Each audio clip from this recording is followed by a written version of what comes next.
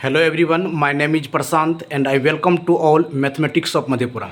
चलिए बिहार स्टेट 2025 के आज आप रैंक ऑफ मैट्रिक्स के बेहतरीन कंसेप्ट और क्वेश्चन करेंगे। जैसा कि आप लोग जानते हैं कि बिहार स्टेट का एग्जामिनेशन जल्द ही होने वाला है, इसीलिए आप लोग प्रिपरेशन बहुत ही अच्छे ढंग से करते होंगे। यदि आपको किसी भी टॉपिक में प्रॉब्लम है तो कमेंट ज़रूर करें ताकि हम उस पर प्रॉपर वीडियो बना सकें।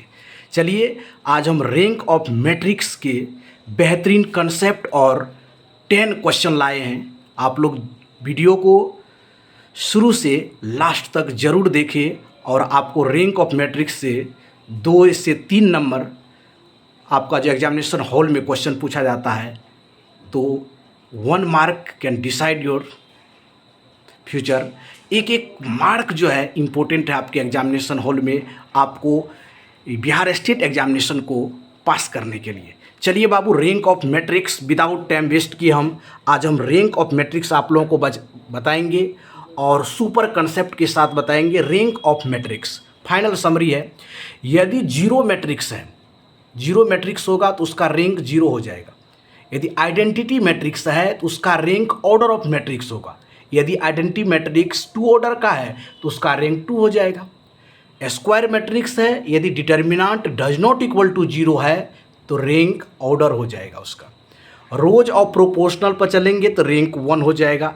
यदि डिटर्मिनेंट 0 हो तो उसी जो मैट्रिक्स होगा उसका minor does not equal to 0 होना चाहिए, उस माइनर का ऑर्डर आपका रैंक ऑफ मैट्रिक्स हो जाएगा। रॉ इक्लियन फॉर्म में चलेंगे बाबू, जहाँ पर ट्रायंगुलर मैट्रिक्स की बात होता है। आप लोग 12th क्लास में ट्रायंगुलर मैट्रिक्स पढ़े होंगे। तो रॉ इक्लियन यदि फॉर्म आ जाए तो नॉन जीरो रोज जो होगा वह उसका रैंक कहलाएगा। रेक्टेंगुलर मैट्रिक्स के लिए rank less than equal to minimum m, n। Full independent होगा तो रैंक मिनिमम m, n होगा। यदि डिटर्मिनेंट 0 हो गया तो रैंक लेस देन n होगा।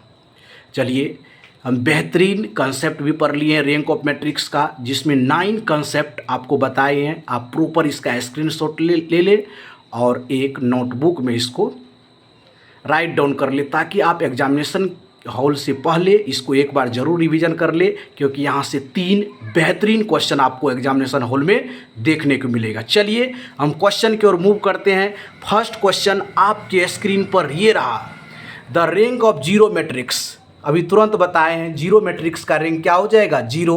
तो ऑप्शन 1 इज करेक्ट हो जाएगा। ऑप्शन 1 जो है आपका राइट आंसर हो जाएगा। चलिए नेक्स्ट चलते हैं बाबू। The rank of identity matrix 4 order का है, तो अभी तुरंत बताएं यदि आइडेंटिटी मैट्रिक्स हो, यदि उसका रैंक निकालेंगे तो ऑर्डर उसका कितनी ऑर्डर का है। यहाँ आइडेंटिटी मैट्रिक्स आपका 4 ऑर्डर का है, तो इसका जो हो आंसर हो जाएगा रैंक ऑफ मैट्रिक्स 4 हो जाएगा। चलिए 2 नंबर का भी बेहतरीन सवाल था। तीसरा सवाल, द रैंक ऑफ 5 1 2 1 मैट्रिक्स है, तो यहाँ से आप डिटर्मिनेंट को सॉल्व कर लीजिए। यदि इसका हम डिटर्मिनेंट ले लेंगे बाबू, डिटर्मिनेंट यदि 10 में से 2 को घटाएंगे, 10 - 2 8 हो जाएगा, जो डज नॉट इक्वल टू 0 होगा। यदि आपका स्क्वायर मैट्रिक्स है ये और डज नॉट इक्वल टू 0 यदि डिटर्मिनेंट हो जाए तो उस कंडीशन में रैंक जो हो जाएगा इसका ऑर्डर हो जाएगा। ये 2 क्रॉस 2 ऑर्डर का मैट्रिक्स है तो इसका रैंक हो जाएगा आपका 2 हो जाएगा। ये भी बेहतरीन ही सवाल था। 4 क्वेश्चन देखिए, which of the following statement is correct for an identity matrix. Identity matrix के लिए इस 4 ऑप्शन में कौन सा सही होगा इसको देखेंगे। पहला ऑप्शन है रैंक बराबर ऑर्डर ऑफ मैट्रिक्स, सेकेंड है रैंक 1 होगा, रैंक 0 होगा और रैंक नंबर ऑफ जीरोज के बराबर होगा। तो हम जानते हैं आइडेंटिटी मैट्रिक्स का रैंक ज्ञात करने के लिए रैंक जो होगा ऑर्डर ऑफ मैट्रिक्स होगा, तो ऑप्शन 1 इज करेक्ट हो जाएगा। बेहतरीन सवाल था, स्टेटमेंट लेवल का था ये। चलिए 5 क्वेश्चन को देखिए ध्यान से। द रैंक ऑफ ए, एक मैट्रिक्स दिया हुआ है 1 2 2 4। यहाँ 2 तरह से बना सकते हैं। यदि हम डिटर्मिनेंट की बात कर देंगे बाबू, यहाँ डिटर्मिनेंट निकाल देंगे तो 4 - 4 बराबर कितना होगा, 0। यदि डिटर्मिनेंट 0 होगा तो रैंक जो हो जाएगा, जो स्क्वायर मैट्रिक्स है, ये तो एक तरह का स्क्वायर मैट्रिक्स है, इसका रैंक जो हो जाएगा लेस देन n होगा। जितनी ऑर्डर का है उसमें एक ऑर्डर जो है कम हो जाएगा। जैसे 2x2 का मैट्रिक्स है तो इसका रैंक कितना हो जाएगा, 1 हो जाएगा। इस तरह से भी आप बना सकते हैं, नहीं तो डिपेंडेंट और इंडिपेंडेंट पर भी बना सकते हैं। देखिए 1 2 ये आपका फुल्ली क्या है, इंडिपेंडेंट है, लेकिन 2 4 डिपेंडेंट है, तो केवल यहाँ पर 1 इंडिपेंडेंट रोज है, इसीलिए इसका रैंक कितना हो जाएगा, 1 हो जाएगा। चलिए क्वेश्चन 5 का बी ऑप्शन जो है करेक्ट आंसर हो जाएगा। क्वेश्चन 6 की ओर बढ़ते हैं। टोटल 10 क्वेश्चन लाए हैं बाबू। इफ ए 3x3 मैट्रिक्स है determinant 0 and 2 rows proportional the rank. देखिए डिटर्मिनेंट यदि आपका 0 होगा और 2 रोज इसका प्रोपोर्शनल है तो इसका रैंक क्या हो जाएगा, 2 राइट आंसर हो जाएगा। समझ गए ना, कह रहा है 3x3 ऑर्डर का मैट्रिक्स है, एक स्क्वायर मैट्रिक्स है, लेकिन डिटर्मिनेंट आपका क्या है, 0 है। उस कंडीशन से भी चलिए ना, जैसे डिटर्मिनेंट आपका सपोज कीजिए डिटर्मिनेंट को कर देते हैं 0, तो यहाँ से जो रैंक निकालेंगे बाबू, यहाँ से जो रैंक आ जाएगा वह लेस देन n हो जाएगा। तो 3x3 ऑर्डर का है तो 2 का हो जाएगा, तो 2 इसका रैंक हो जाएगा। इस तरह से भी बना सकते हैं।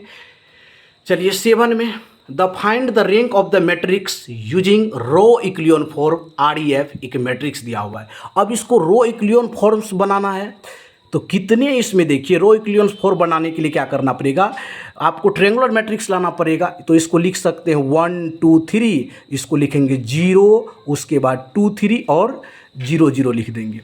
अब देखिए इसमें नंबर ऑफ नॉन जीरोज कितना है, रो, तो यहाँ पर 2 है, तो इसीलिए इसका राइट आंसर जो हो जाएगा रैंक ऑफ मैट्रिक्स 2 हो जाएगा।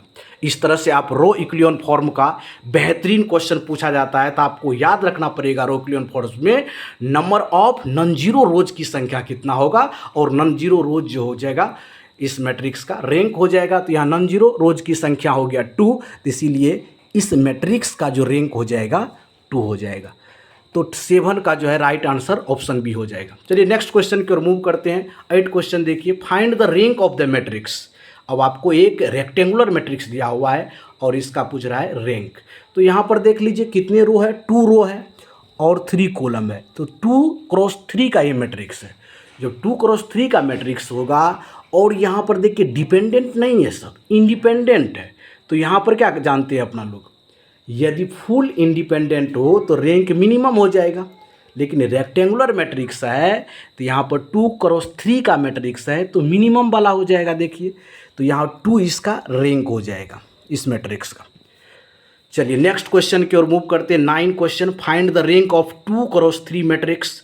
यहाँ पर दोनों देखिए इंडिपेंडेंट ही है रोज, तो इसीलिए इसका रैंक कितना हो जाएगा। या उस तरह से भी आप बना सकते हैं, जो कंसेप्ट हम बताएं फुल इंडिपेंडेंट रहेगा तो रैंक क्या हो जाएगा, मिनिमम m, तो यहाँ पर 2x कितना है 3 का मैट्रिक्स है, तो 2 और 3 में मिनिमम क्या हो जाएगा 2, तो 2 इस मैट्रिक्स का रो हो जाएगा। चलिए एक बेस्ट क्वेश्चन है 10 नंबर का, जो 2020 में पूछा गया स्टेट एग्जामिनेशन में। कह रहा है the rank of 1 0 0 0 1 0 0 0 0 1 0 0 0।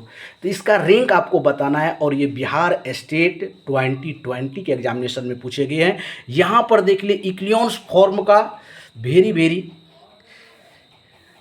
Nice question है, और उस फॉर्म का जो है यहाँ पर बेस्ट जो है, ये एक तरह का बेस्ट एग्जाम्पल समझिए इक्लियन फॉर्म का, यानी कि रो इक्लियन फॉर्म्स का। यहाँ पर देख लीजिए डिपेंडेंट या नॉन जीरो रोज की संख्या कितना है, इसी से आपका आंसर आ जाएगा। देखिए नॉन जीरो रोज की संख्या 1 2 3, और ये तो पूरा 0 हो गया, तो नॉन जीरो रोज की संख्या यहाँ पर 3 है, इसीलिए इस मैट्रिक्स का जो रैंक हो जाएगा वह 3 हो जाएगा।